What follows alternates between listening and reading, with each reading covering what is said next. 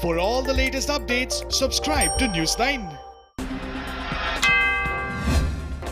Goa stepped up its demand to conduct rapid antibody test of all passengers arriving in its state. Goa's demand comes in the backdrop of resumption of domestic flights from May 25th.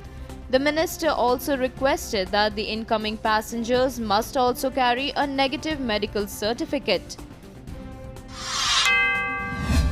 West Bengal Chief Minister Mamata Banerjee has written to the centre asking it to postpone flight arrivals to Kolkata airport till May 30th.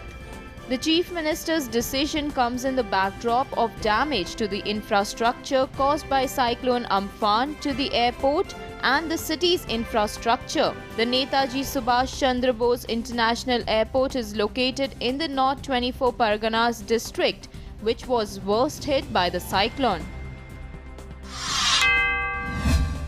Union Petroleum Minister Dharmendra Pradhan said that India regained its fuel consumption levels back to the pre-lockdown levels. The minister also said that India has regained close to 65% of its consumption and will reach the previous levels as the economic activities continue to resume.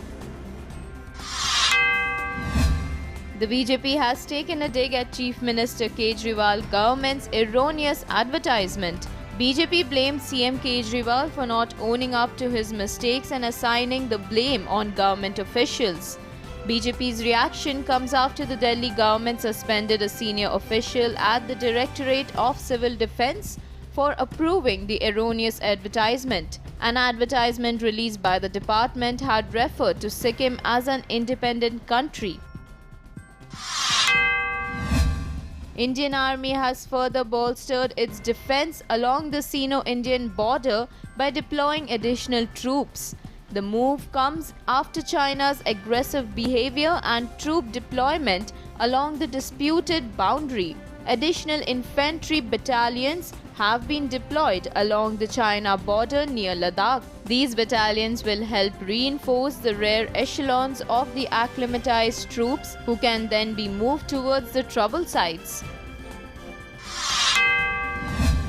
Nepal has resumed the construction work on a controversial road that was being built to facilitate Nepal-China border trade. The Nepal government restarted construction on the 130-kilometer Darchula-Tinkar road in Darchula district. The project commenced in 2008 and nearly 50 kilometers of the road runs parallel to the Indian border.